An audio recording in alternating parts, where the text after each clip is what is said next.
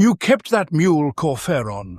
Russ kept his kin-friends. The lion kept Luther. Humans, brothers and foster fathers, saved and raised into legion ranks. But not me. Not Angron, no. Did the Emperor teleport his gold-wrapped custodians down to help me and my army? No. Did he free the warhounds and order them to battle, fight alongside me? No. Did he save my brothers and sisters the way he spared and honoured the lion's closest kin, the way he honoured Corferon?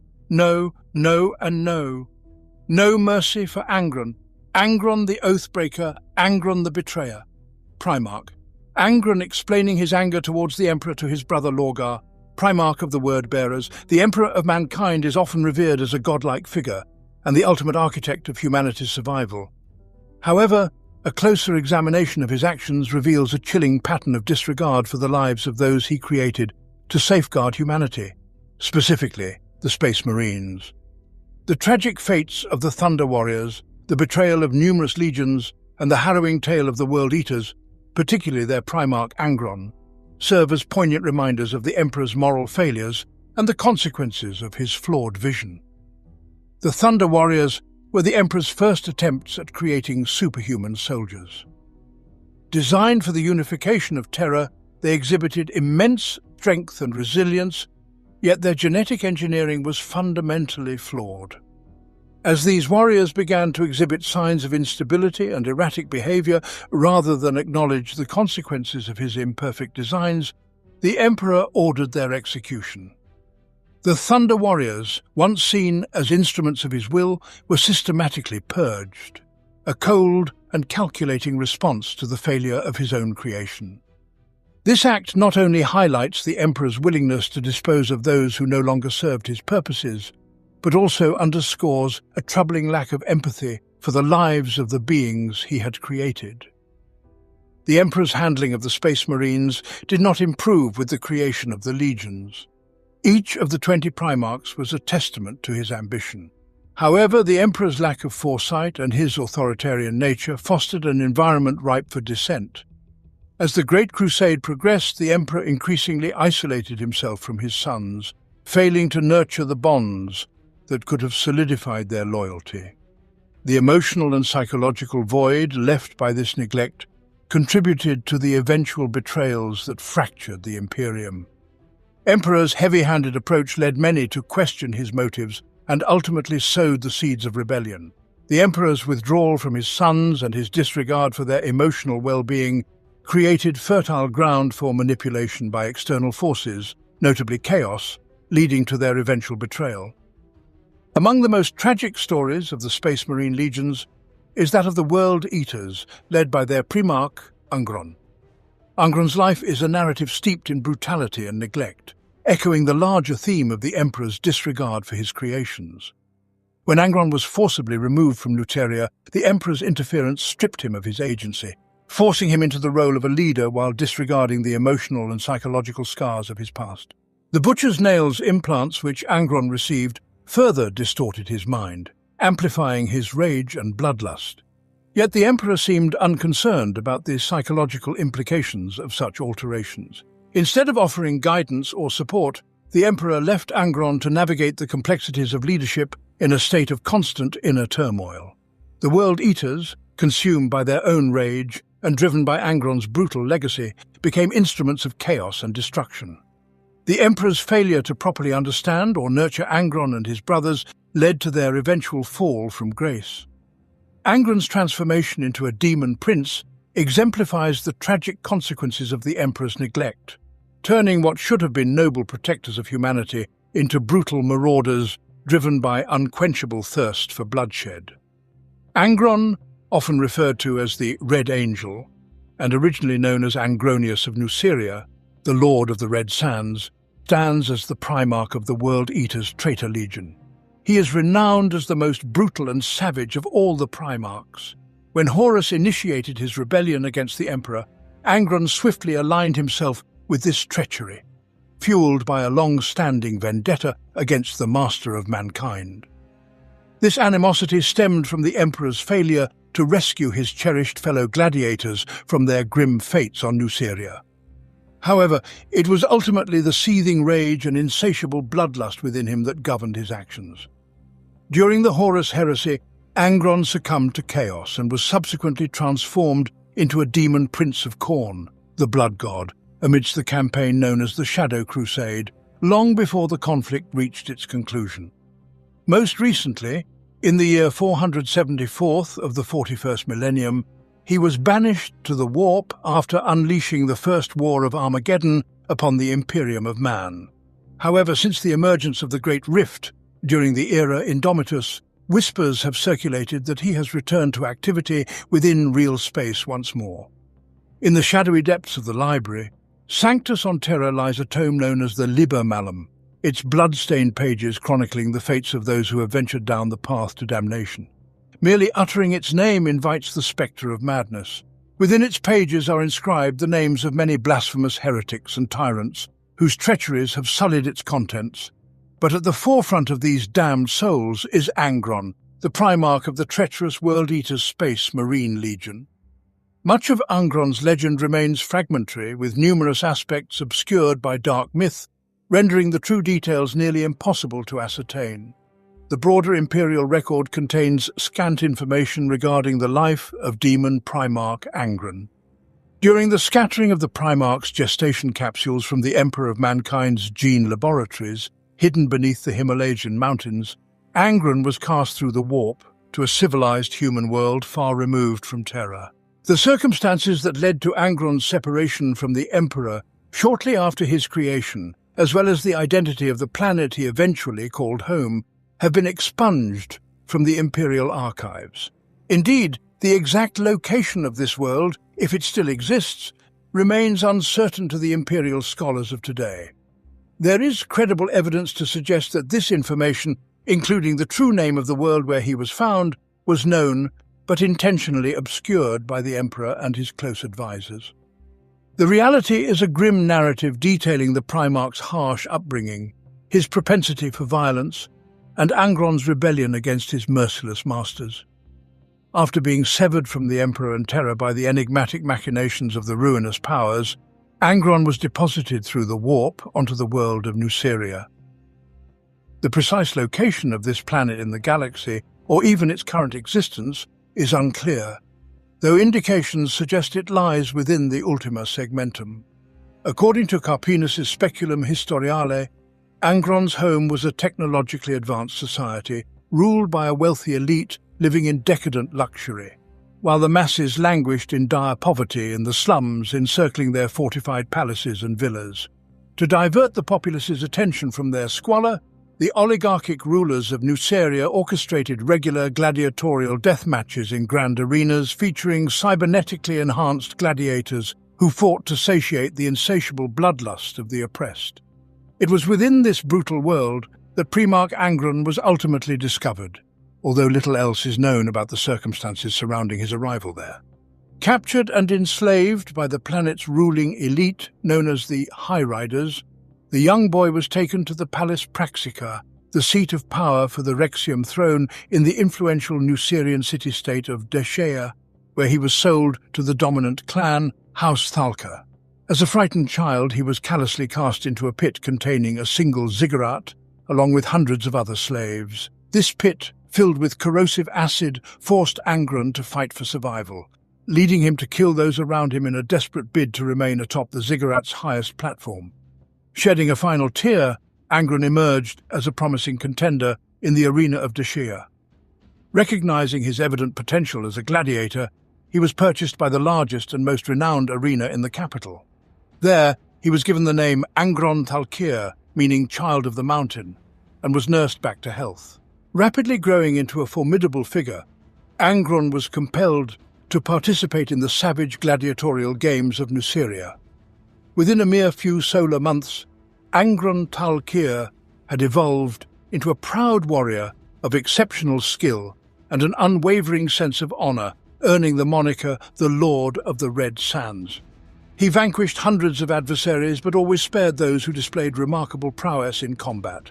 With his string of victories, Angron quickly became a beloved figure in Deshea, celebrated as the Unbeaten.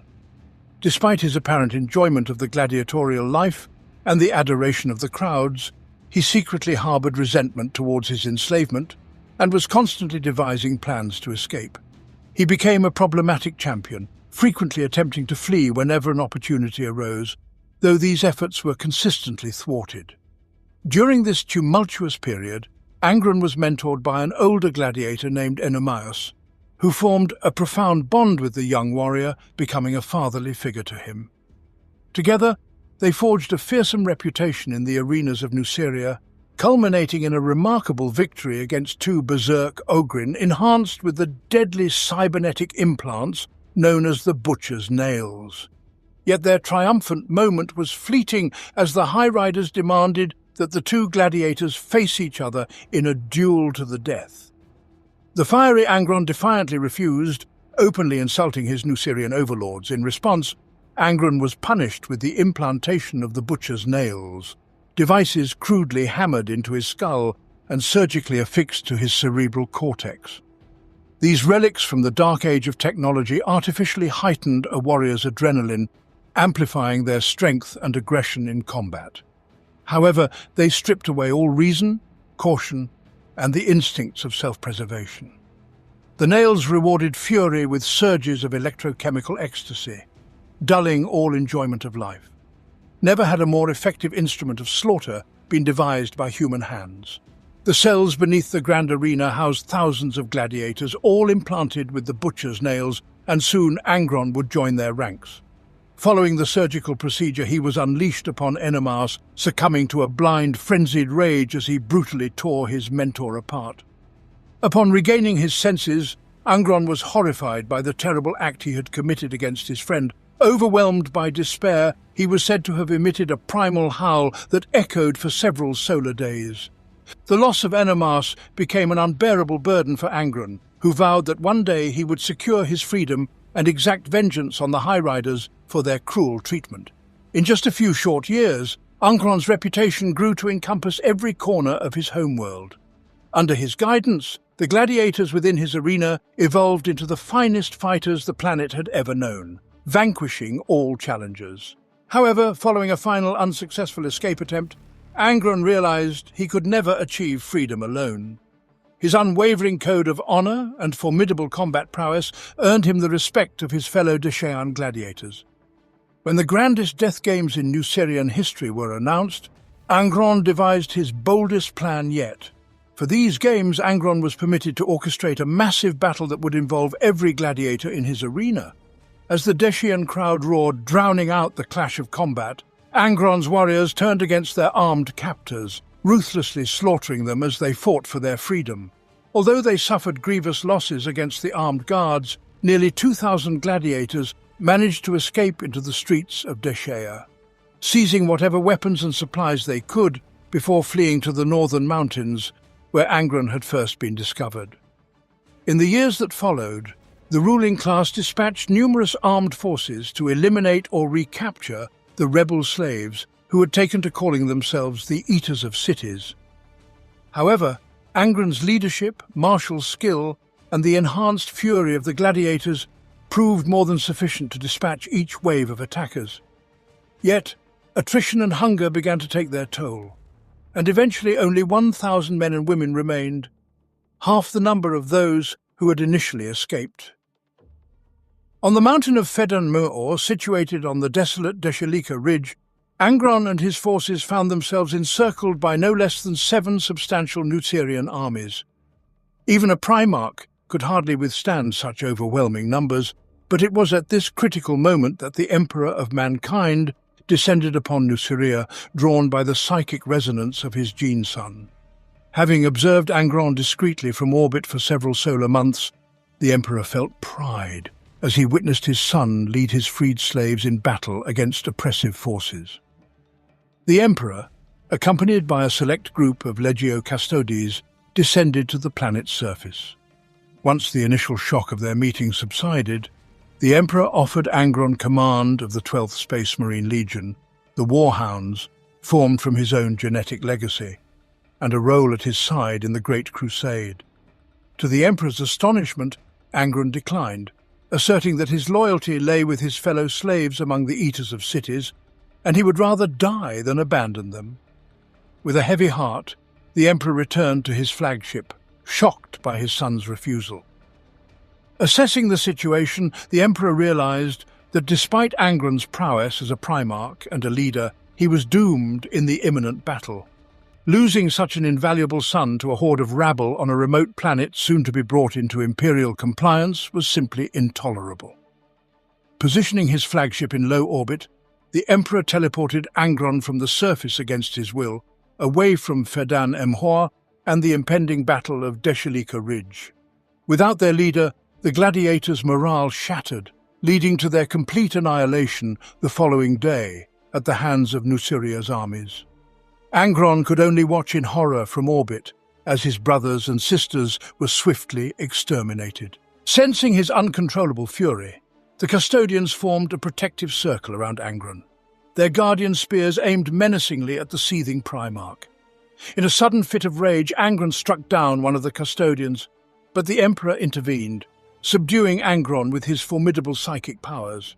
Angron, filled with anger, demanded to know why the Emperor had not acted to save his comrades below. The Emperor dismissed the question, stating it lacked foresight. As the Emperor of mankind, he had a far grander vision for humanity, one focused on reuniting the galaxy for the sake of all mankind. He had little regard for a small group of former slaves battling petty tyrants on a backwater world. The Emperor expressed his hope that, in time, Angron would come to understand his decisions and actions. Angron replied that he was meant to die alongside his comrades on Nuceria, leaving only a ghost behind. The Emperor responded that a ghost would suffice for what he had in store for his son. Allowing his fellow gladiators to perish was an act Angron would never forgive the Emperor for, leaving a stain on the Primarch's honor that would fester into a deep, lasting wound.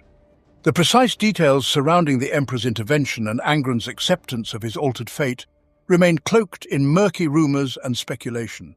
However, it is undeniable that Angron's initial response to his new existence was one of pure fury.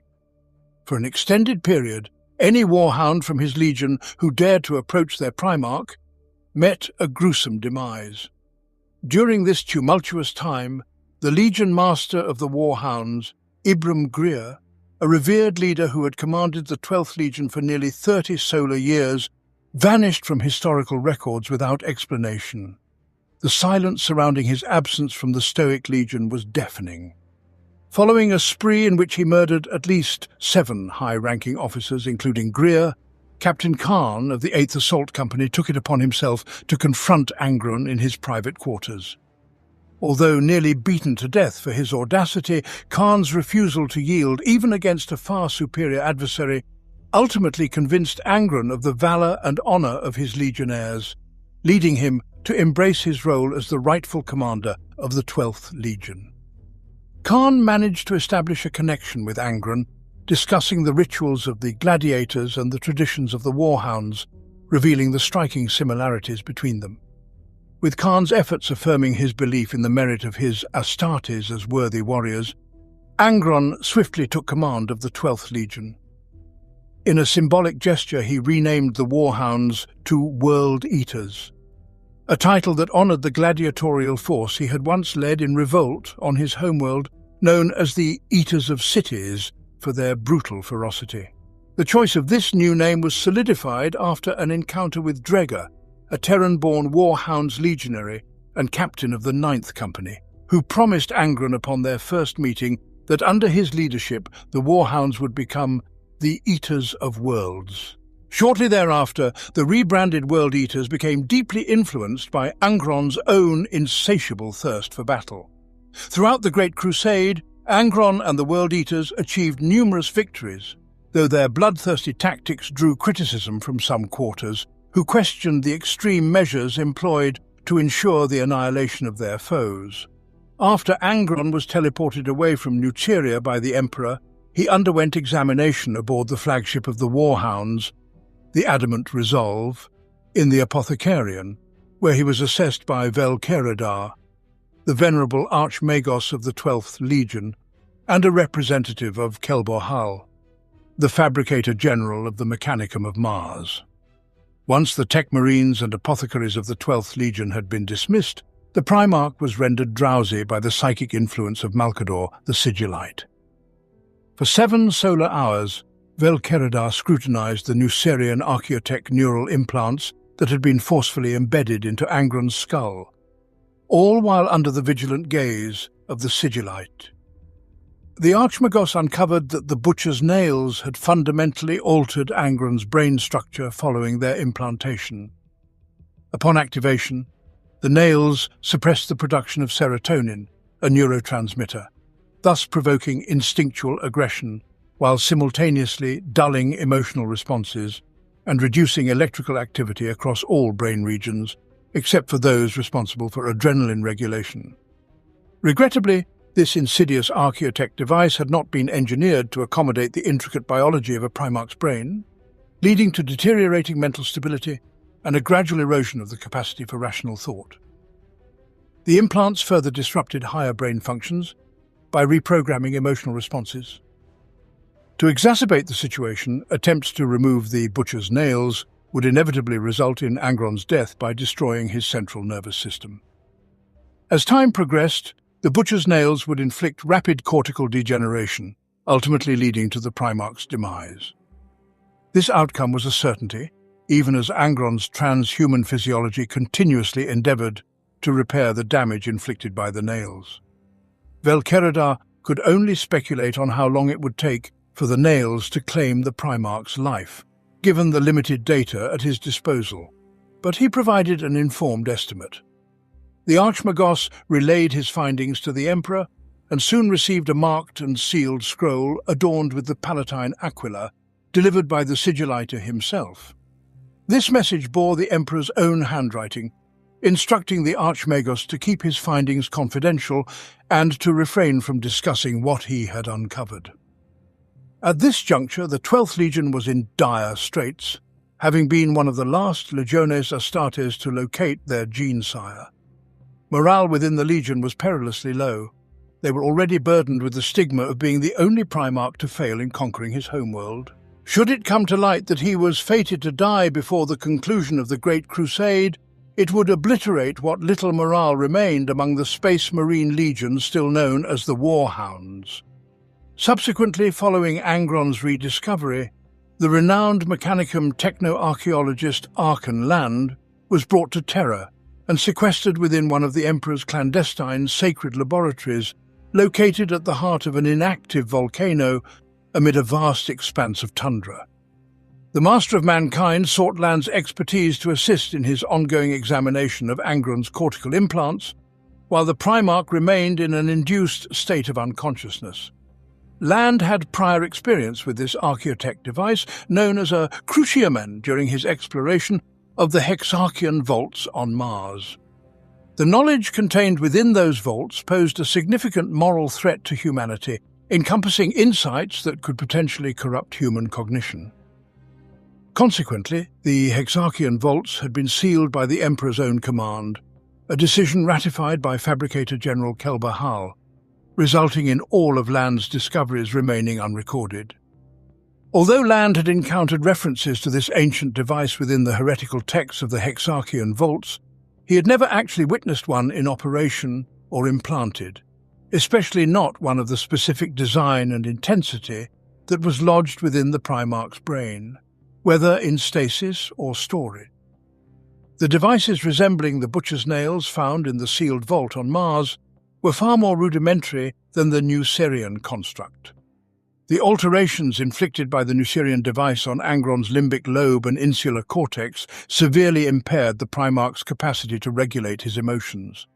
Additionally, the butcher's nails had reconfigured Angron's brain to the extent that he could experience pleasure solely from the sensation of anger. Only neurochemicals and electrical signals associated with rage coursed through Angron's mind, while all other sensations had either faded into numbness or been reprogrammed to provoke an overwhelming sense of agony. The survival of Angron thus far stood as a testament to the resilience instilled in the creations of the Emperor's Primarch project. Due to these neurological alterations, everything inflicted pain upon the Primarch, thinking, feeling, even breathing. The only relief Angron found lay in the neurotransmitters associated with aggression. This profound rewiring of his neurophysiology undoubtedly hindered Angron's higher brain functions, as the device had been intricately crafted despite its crude nature. Land asked the Emperor if it was feasible to remove the device from Angron, to which the Master of Mankind affirmed that it was indeed possible. However, the tendrils of the nails had penetrated deeply, embedding themselves within the substance of the Primarch's brain, weaving through the central nervous system and coiling serpentinely around the spinal column. Compounding the issue, Angron's limbic lobe and insular cortex had not merely been damaged by the implantation of the device, they had been surgically excised even before the technology was inserted. The device that had been hammered into Angron's skull did not merely harm those regions of his brain, it had entirely supplanted them. In truth, the sections of the implant had effectively replaced those vital parts of the Primarch's brain and were now the sole elements sustaining his life.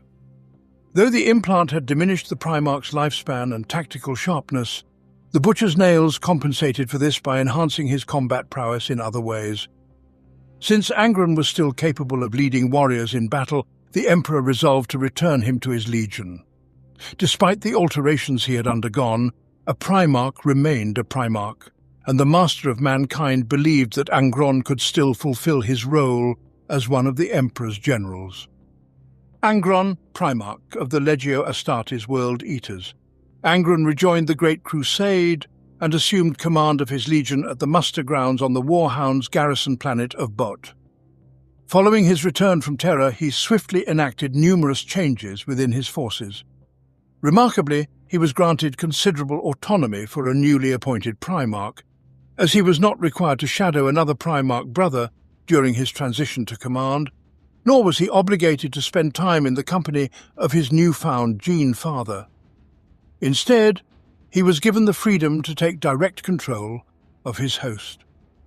With his characteristic fervour for battle, Angron readied the Legion for war.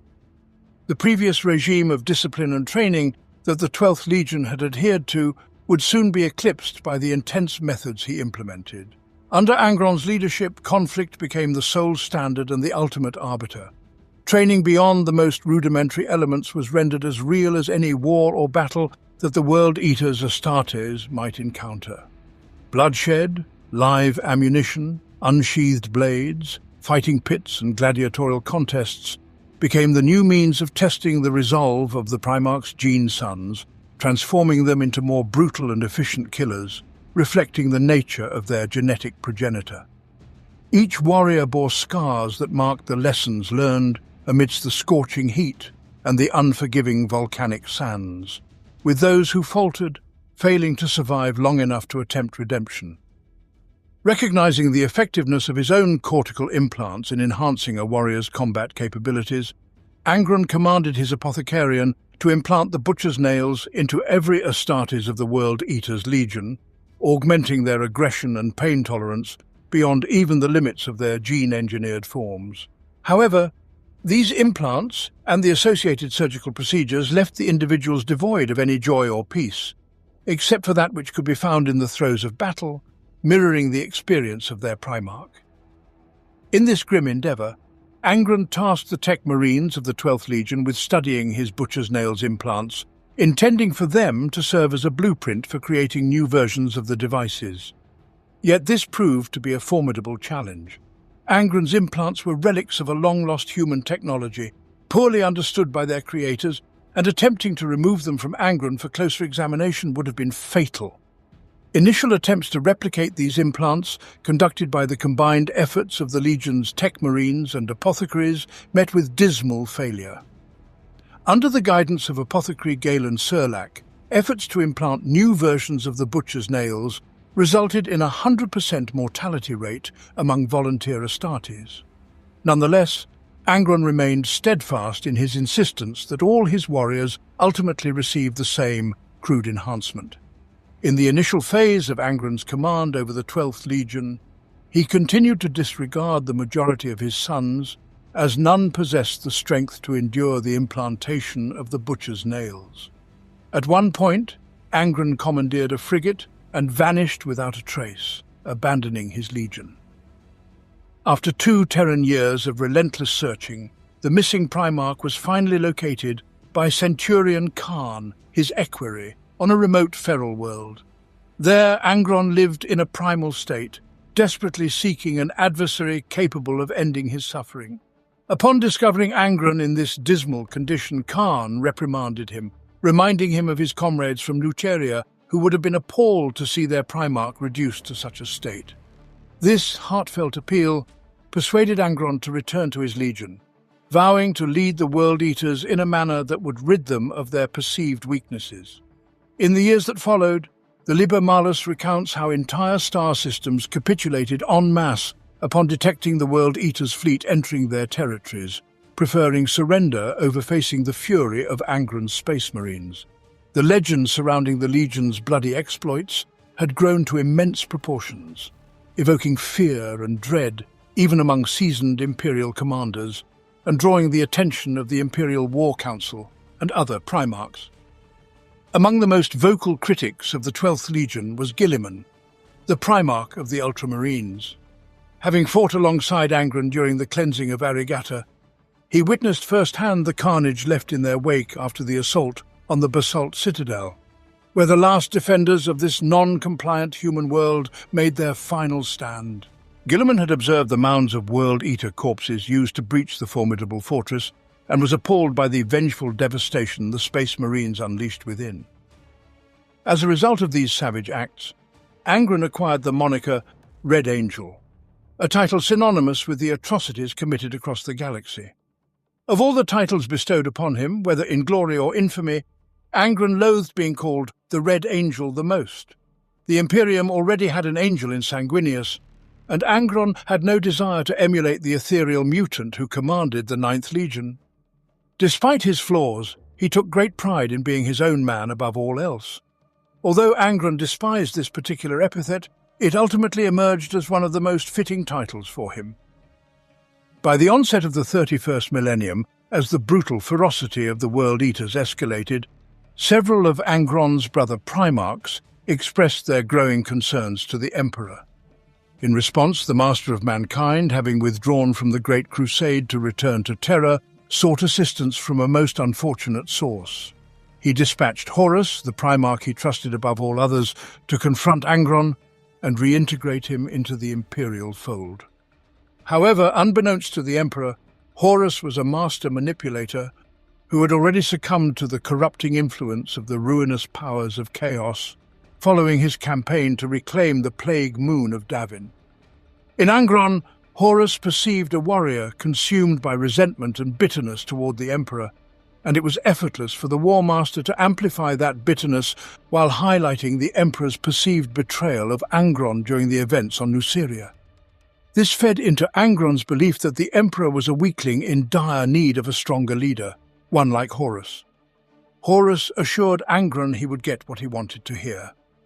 When the Horus heresy ignited a galaxy-wide civil war, Angron's World Eaters eagerly marched alongside the War Master into treachery. Thus, the World Eaters became one of Horus's original 4 traitor legions, joining the ranks of the Death Guard, the Word-Bearers, and the Sons of Horus. During the first major engagement of the Horus heresy, the Istvan III atrocity, Horus finally revealed his treacherous intentions, openly defying the Emperor. Angron personally led the World Eaters in a surface assault on Istvan III, tasked with annihilating the remaining loyalist Astartes from the 4 original traitor legions, including his own loyal World Eaters, who had survived the treacherous virus bombardment of the Choral City, the planetary capital. Horus had deceitfully initiated this catastrophic bombardment after the known loyalists from the 4 traitor legions were already engaged in battle against the Slaaneshi rebels occupying the world. The devastating payload, containing a ferocious, flesh-eating virus, resulted in the deaths of billions, whose psychic screams were said to echo louder than the sacred beacon of the Astronomicon. To the traitors' astonishment, nearly 2/3 of the loyalists from the initial wave survived the orbital bombardment, largely due to the timely warning provided by Captain Saul Tarvitz of the Loyalist Emperor's children. Taking matters into his own hands, Angron disregarded Horus's plans and initiated a second wave of drop pods after the initial bombardment failed to eradicate all loyalists. The War Master and his allies could do little but watch in fury as the Red Angel led a full 50 companies of his bloodthirsty Astartes onto the surface, landing in the plaza areas west of the Precentor's palace, driven by the intent to hunt down their own kin with fratricide in their hearts. The World Eaters viciously slaughtered most of their loyalist battle brothers, plunging into the ranks of their former comrades like a white-hot dagger. Enraged by his brother's defiance, Horus felt compelled to support his volatile ally, as the atmospheric aftermath of the global firestorm unleashed by the virus bombs rendered immediate and accurate orbital bombardment impossible. Horus commanded all traitor forces to launch a ground offensive to salvage victory from the chaos. Nearly 2 full solar months elapsed on the dead world of Istvan III as the loyalist survivors persistently stalled the War Master's plans, holding out against the traitor forces. However, their numbers dwindled against the relentless reinforcements and steady supply of munitions flowing to the traitors. Eventually, once the atmosphere had cleared sufficiently for accurate orbital fire, the traitors capitalized on their superiority in arms. Soon, the tide of slaughter swung decisively in the War Master's favor, following another bombardment of the loyalist positions. The gauntlet had been thrown, and the Horus heresy had truly begun. Let history mark my words well, for I care nothing about who sits proud on the throne of terror when the last day dawns. Horus is a fine commander, but that's the limit of my admiration for that arrogant, preening bastard. I joined his rebellion because I can tolerate him easier than I can endure the abomination that names himself master of mankind. You want the truth of my life and death? I am Angron, the Eater of Worlds, and I am already dead. I died over 100 years ago in the mountains north of the city that enslaved me. I died after Deshelika, Primarch Angron talking to his brother Lorgar. Angron and his World Eaters unleashed a gruesome rampage across the galaxy, dismissing War Master Horus's summons to assemble at Ullanor in preparation for the final assault on the throne world. In response, Perturabo, the Lord of Iron and the Primarch of the Iron Warriors Legion, received orders from Horus to capture Angron by any means necessary. The Iron Warriors tracked the World Eaters to the planet Deluge, where they encountered a horrific scene. The entire population had been slaughtered and piled into massive mounds of corpses. Almost immediately, they were attacked by frenzied World Eaters and Cornate demons. After withstanding this initial assault, the skies darkened, heralding the entrance of the demon Primarch Angron into the chaos.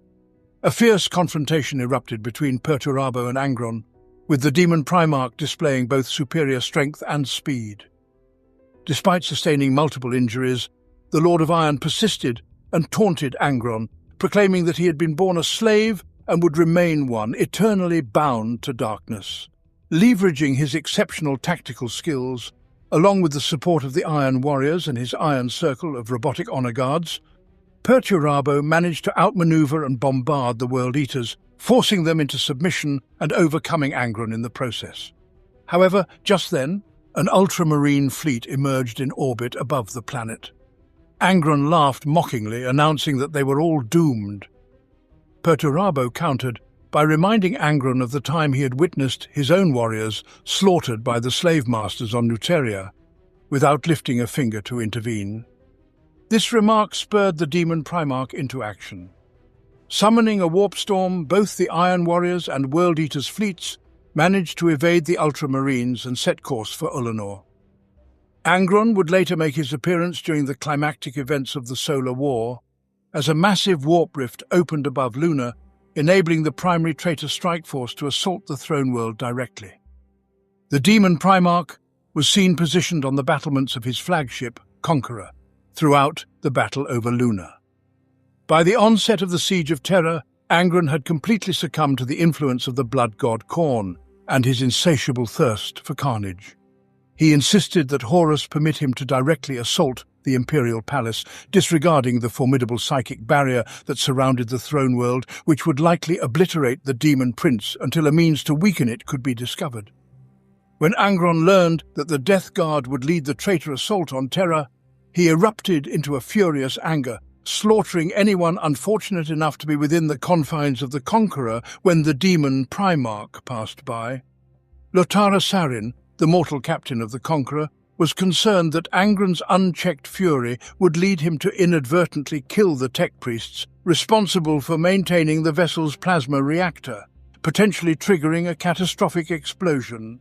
To avert this disaster, Sarin plotted with Captain Gendor Skravok of the Night Lords, known as the Painted Count, and Khan to teleport Angron into the Night Lord's flagship, Nightfall. This vessel housed a twisted labyrinth that Conrad Kurz had long utilized for the torture and execution of captives. Pressuring Khan into action, the eighth captain confronted the enraged demon Primarch directly. Angron revealed to his equerry that the dark gods had foretold Khan's ultimate fate as the Chosen of Khorne. Seeking to usurp Khan's position as the blood gods favored, the two engaged in combat. However, Khan struggled to contend with his genesire's formidable might. Just as Angron was about to deliver a fatal blow, Khan managed to place a teleport Homer on the demon Primarch, successfully transporting him off the Conqueror and into the depths of the Nightfall. Once aboard the Night Lord's flagship, Angron found himself ensnared in a labyrinthine prison of singular intent. At the behest of the Night Haunter, the Iron Warrior's Primarch Perturabo had crafted a unique confinement for his grim brother, reminiscent of Perturabo's own private sanctum, known as the Cavea Ferrum. This elaborate prison was a twisting maze, its uniform walls and peculiar geometric layout rendering it nearly impossible to chart, thus preventing escape. Any attempt to mentally navigate the labyrinth would ensnare an individual in a series of turns that seemed physically implausible. Despite numerous attempts to map the structure, one could only manage to traverse a few of its convoluted corridors before becoming utterly disoriented. Following the Dropsite massacre on Istvan V, the Night Haunter had captured Vulcan, the Primarch of the Salamanders, using this very labyrinth to torment and psychologically dismantle him over several solar months. Meanwhile, the traitors on the surface of Terra conducted a series of dark rituals that ultimately weakened the Emperor's psychic barrier surrounding the throne world, enabling them to deploy their demonic allies. The demon Primarch was launched from the hold of the Nightfall, hurtling through the void towards the surface of Terra. As Angron descended through the atmosphere, he appeared as a colossal blazing meteor. Upon his impact with the ground, the shockwave unleashed by the demon Primarch's arrival obliterated everything in its vicinity, friend and foe alike. Brandishing the black blade, Angron unleashed his fury upon the Loyalist forces, carving a path towards the very walls of the Imperial Palace. It was here that he encountered his brother Sanguinius, the angelic Primarch of the Blood Angels, and issued a challenge. Sanguinius, however, simply saluted Angron and declined the fight, stating that their time to battle would come. But it was not that day. He then retreated into the sanctuary of the Imperial Palace. Angron's frustration boiled over. He was unable to breach the lingering effects of the Emperor's psychic barrier to pursue his brother, whom he deemed cowardly. As the siege of Terra intensified, Angron wreaked havoc at the Lion's Gate spaceport, where he destroyed both a Capital Imperialis super-heavy tank and a Leviathan transport, yet he still found himself unable to penetrate the walls of the Imperial Palace. Eventually, the traitors managed to capture the Lion's Gate spaceport through a concerted assault.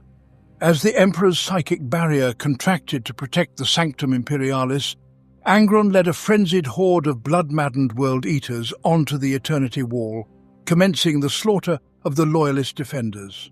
Endowed with demonic gifts, Angron and his World Eaters overwhelmed the Loyalist forces stationed at the Eternity Wall. Subsequently, the World Eaters were tasked with leading the frontal assault on the Imperial Palace itself. Surviving video logs from the siege depict the World Eaters breaching the palace walls, with Angron, a twisted red figure wielding his glowing rune sword, at the forefront. Among the first to breach the gate was Khan. Despite conflicting accounts from the Sons of Horus, records from the World Eaters indicate that it was Angron's demonic black blade that brought down the grand entrance of the Imperial Palace. The World Eaters revelled in a true harvest of blood upon Terra, yet they were denied ultimate victory. With the Dark Angels and Space Wolves legions en route to reinforce the Loyalist defenders, Horus made a desperate gamble to secure the siege. He lowered the void shields on his flagship, the Vengeful Spirit, challenging the Emperor to confront him directly. The Master of Mankind accepted this challenge and faced his betrayer in a clash that would determine the galaxy's fate. The two engaged in a titanic struggle, one that was both physical and psychic. Ultimately, the Emperor triumphed, slaying Horus and erasing even his soul from existence, but at a grave cost, his own humanity and eternal confinement within the Golden Throne.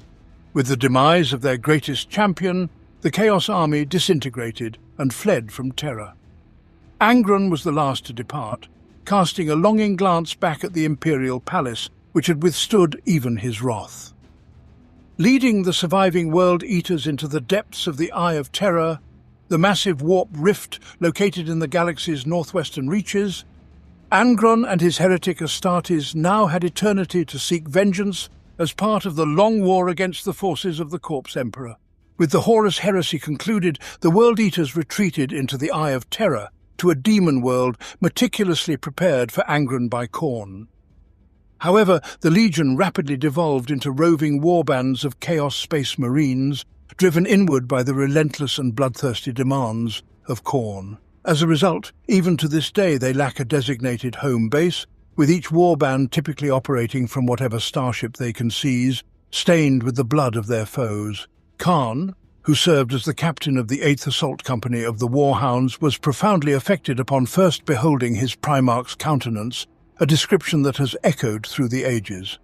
Wiry, copper-red hair curled away from a prominent brow, while pale eyes sat deeply entrenched behind cheekbones that sloped down like axe blades towards an aquiline nose and a wide, thin-lipped mouth. It was the visage of a general destined to lead others to their end, a mentor at whose feet the wise would eagerly seek to learn, a king fashioned for the reverence of worlds, the face of a Primarch. Yet rage transformed it into that of a beast. The fury surged and twisted his features, as though a tumor had erupted from the skull beneath. His eyes became hollow, yellow pits, the proud contours of his brow and jaw were contorted, and his lips were drawn back, exposing his teeth. In accordance with the traditions of the Nucerian gladiators among whom he was raised, Angron carved scars into his torso after each battle, creating a continuous length known as the Triumph Rope. With every victory, the scar was allowed to heal naturally, while for each defeat, Angron would deliberately introduce dirt into the wound, causing the scar to darken to a black hue. Remarkably, he was the only gladiator in the annals of Nucerian history to bear no black scars. Corvus Corax held the belief that no other Primarch could match Angron in single combat, save for Horus and possibly Sanguinius. Leman Russ was often regarded as Angron's equal in physical confrontation. However, Rogel Dawn contended that he could easily outmaneuver Angron through strategy and cunning, viewing him as significantly less of a threat than Horus, whose strategic genius he greatly respected. Before receiving the Butcher's Nails implants, Angron exhibited an innate psychic ability that enabled him not only to sense but also to absorb the pain and negative emotions of others. He utilized this empathic power to soothe the other child slaves within the caves of Nuceria before being taken to the city of Deshea.